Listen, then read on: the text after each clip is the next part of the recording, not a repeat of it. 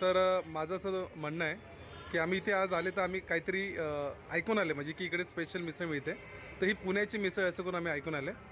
तर मला एवढंच विचारायचं सर, तुमच्या मनात कसं काय आलं की बोईसरमध्ये हे स्टार्ट करायचं, की मिसळ इकडे भेटत नाही?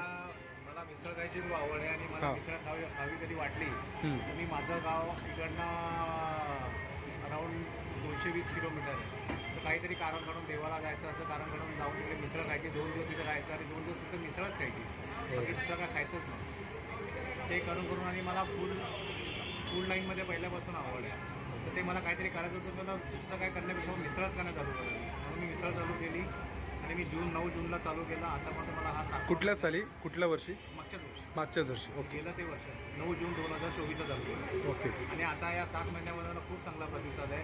बोईसर, पालघर वरून बरीचशी पब्लिक गेले, तारापूर वगैरे बरीचशी पब्लिक येते. BRC tyre. तर आता तुमचं भविष्यामध्ये तुम्ही काय विचार करतात?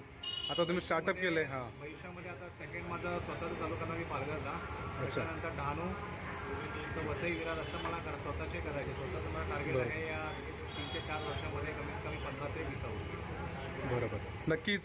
सर, तुमचं नाव काय बोलले? सचिन हरिश्चंद्र गव्हाणे. जी.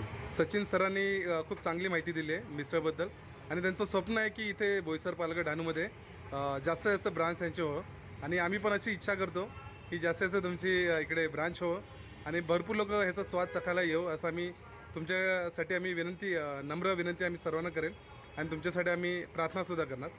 आणि शुभेच्छा पुढच्या वाटचालीसाठी.